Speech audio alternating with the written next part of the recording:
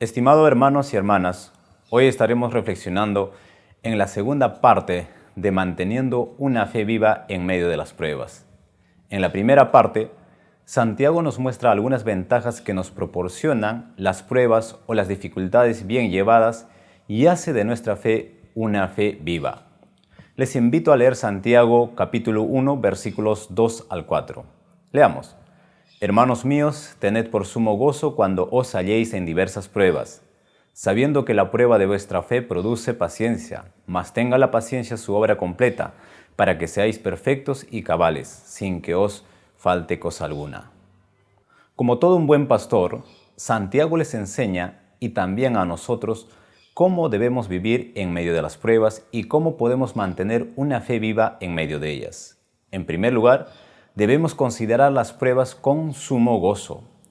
La actitud correcta al enfrentar la adversidad es evaluar desde la perspectiva de Dios al ver las pruebas como un medio para el crecimiento moral y espiritual.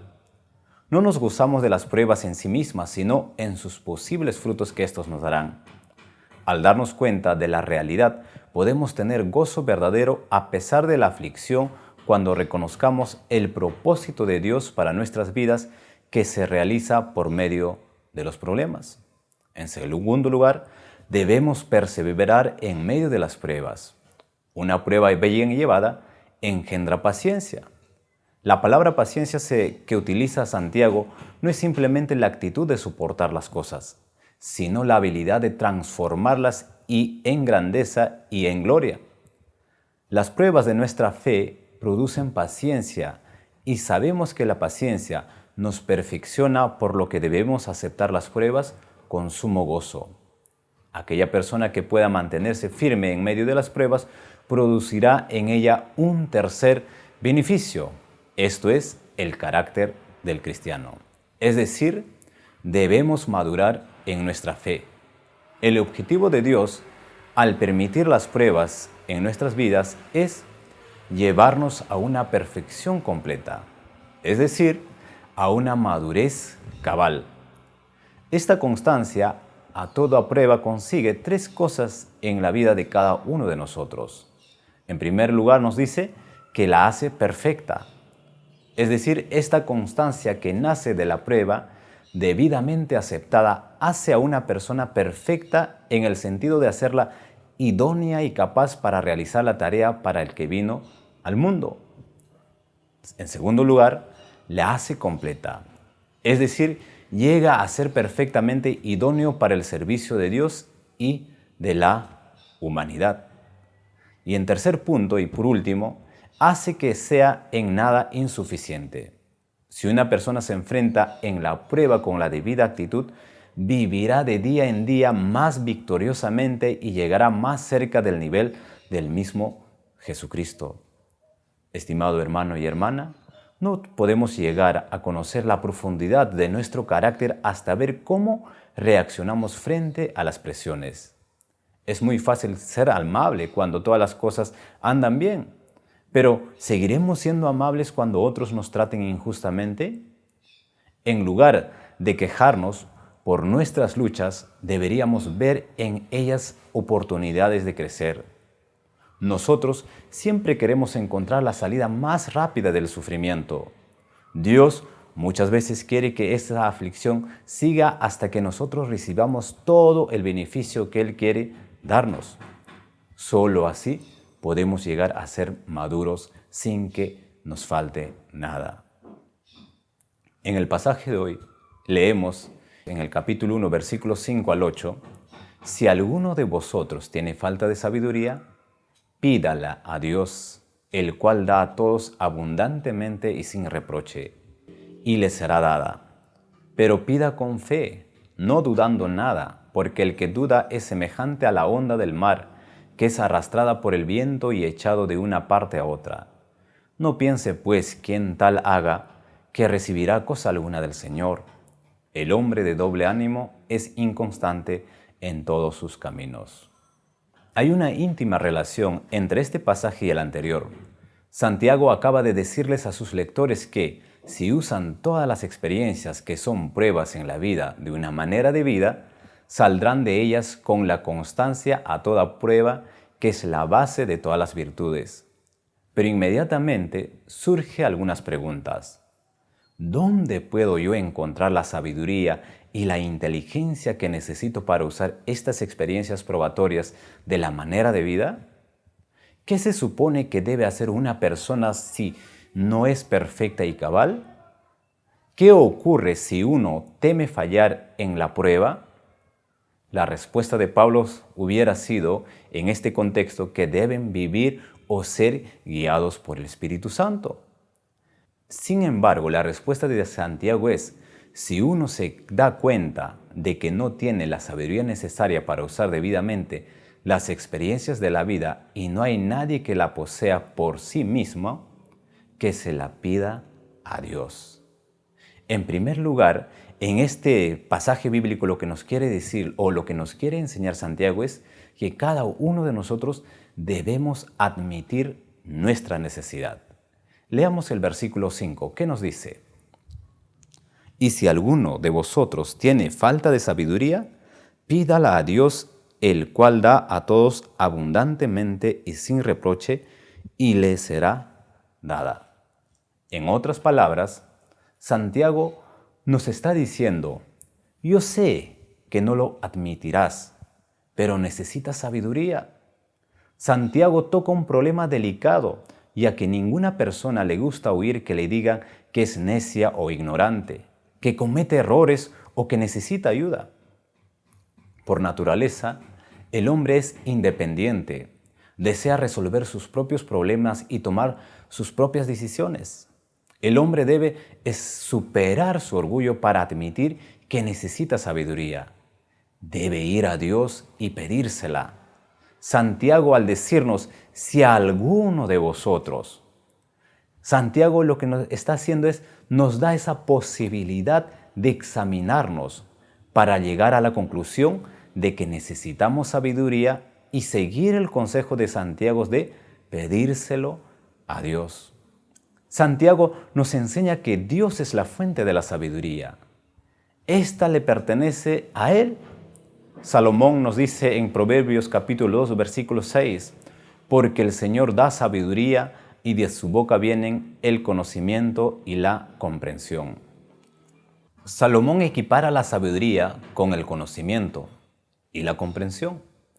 De la misma manera, Santiago no solo habla acerca del conocimiento, sino de la capacidad de tomar decisiones sabias en circunstancias difíciles.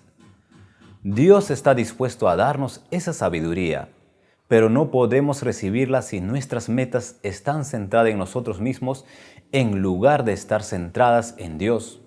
Para conocer la voluntad de Dios, debemos leer su palabra y pedirle que nos revele cómo obedecerla y luego estar dispuesto a hacer lo que Él nos diga. El creyente, con una fe viva, pide a Dios la sabiduría para saber cómo responder en medio de la prueba. Aunque entendemos el principio de la perspectiva divina, a veces nos cuesta entender qué nos pasa cuando nos hallamos en medio de la prueba. Cuando no entendemos lo que Dios quiere lograr en nuestra vida, ni cómo debemos responder en medio de circunstancias difíciles, podemos pedirle que nos dé sabiduría. Hermano y hermana, para llegar a ser maduros y completos, el creyente debe ir a Dios en busca de sabiduría. Dios está dispuesto a impartir sabiduría a cualquiera que la pide humildemente. Él otorga este don generosamente a todos sin reproches. En segundo lugar, ¿cómo debemos pedir esta sabiduría? Santiago nos dice, pida con fe. Leamos los versículos 6 y el 7. Pero pida con fe, no dudando nada, porque el que duda es semejante a la onda del mar, que es arrastrada por el viento y echada de una parte a otra. No piense, pues, quien tal haga, que recibirá cosa alguna del Señor. Dios le da al que le pide con fe, no dudando nada. La fe, como decía el autor de Hebreos, es la actitud fundamental sin la cual no se puede agradar a Dios. La fe en este caso representa la seguridad del que pide que Dios le conceda el tan ansiado bien de la sabiduría. Como humano dudamos, pero mientras nos sustentemos mirando a Jesús, podemos caminar sobre el mar de la duda en el sustento que la fe nos otorga. Consideremos brevemente al padre un epiléptico, quien le dijo a Jesús estas palabras en Marcos capítulo 9, versículo 24. Creo, ayúdame a superar mi incredulidad. Jesús oyó su oración de fe. Él curó al hijo de este hombre, echando fuera al demonio. Notamos, sin embargo, que este hombre luchó contra su débil fe y pidió ayuda, y la recibió. Pedir con fe, no dudando nada, significa no solo creer en la existencia de nuestro Dios, sino en su tierno cuidado que tiene con cada uno de nosotros. Eso incluye depender de Dios y confiar en que Él oirá y responderá a nuestras oraciones. Debemos poner a un lado nuestras actitudes críticas cuando nos dirigimos a Él. Si usted ha tenido la oportunidad de ver a menudo el vaivén constante de las olas gigantescas del mar, sabe cuán inquietantes son, sujetas a las fuerzas del viento, de la gravedad y de la marea. La duda lo deja a uno tan vacilante como las olas movidas de un lado para otro.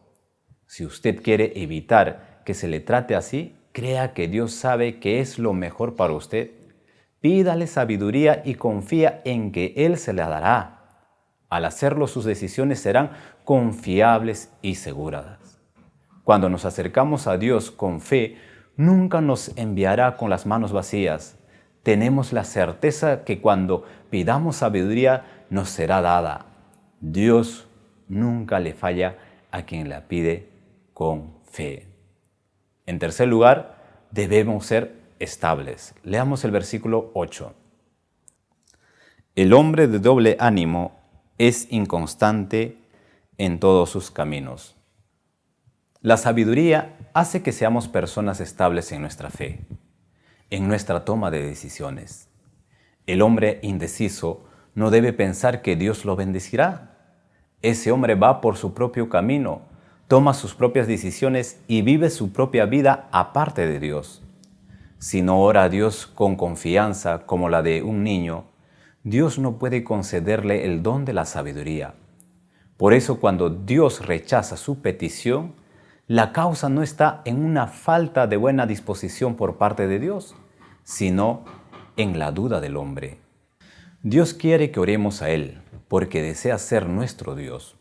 Así como Dios mismo es inmutable en todo lo que dice y hace, así espera que su pueblo se le parezca. Cerca del fin de su carta, Santiago escribe estas palabras: la oración del justo es poderosa y eficaz. Dios bendice a los justos porque ellos son su pueblo. No tenemos que hacer frente a los problemas de la vida con nuestra propia sabiduría. Si en el tiempo de la prueba carecemos de discernimiento espiritual, deberíamos acudir a Dios y confesarle todo acerca de nuestra perplejidad e ignorancia. Todos los que son así ejercitados para encontrar los propósitos de Dios en las pruebas serán abundantemente recompensados. La Biblia no nos da respuestas específicas a los innumerables problemas que surgen en la vida. No soluciona problemas con respuestas detalladas. Lo que nos da la palabra de Dios es principios generales. Nosotros hemos de aplicar estos principios a los problemas según se van suscitando en la vida cotidiana. Estos próximos 5 años, cada uno dependamos de la ayuda de nuestro Dios. Confiemos en nuestro Dios. Quizás los resultados del día de ahora no son tan alentadores para nosotros, pero tanto usted como yo dependemos de la gracia de nuestro Dios. Le invito a orar. Padre amado, te agradecemos por tu palabra del día de hoy. Acudimos a ti, Señor, para que tú nos llenes de sabiduría, Señor. Que cada uno de nosotros, Señor, dependamos más de ti, Señor. A pesar de las pruebas en que estamos viviendo, Señor, a pesar de las incertidumbres, Señor, en la política que se vive en nuestro contexto, Señor, que nuestra confianza esté depositada, Señor, sabiendo, Señor, que Tú obrarás en nuestras vidas, sabiendo, Señor, que Tú tendrás el control de cada cosa que pasa en nuestra vida y a nuestro alrededor, Señor. Gracias por Tu palabra, Te lo agradecemos en el nombre de nuestro Señor Jesucristo. Amén. Muchas bendiciones, hermanos.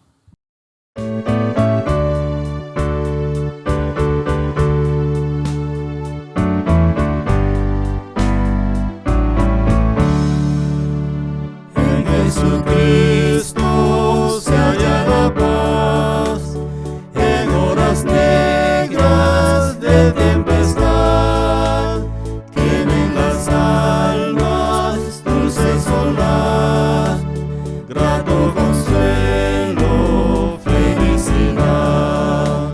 Gloria cantemos al Redentor, que por nosotros quiso morir, y que la gracia del Salvador siempre dirija nuestro vivir. En nuestras luchas, en el dolor, en tristes horas de tentación, calma le infunde santo vigor, nuevos alientos al corazón. Gloria cantemos al Redentor, que por nosotros quiso morir, y que la gracia del Salvador siempre dirija nuestro vivir. Cuando en la lucha falta la fe y el alma parece desfallecer, Cristo nos dice: siempre os daré gracia divina.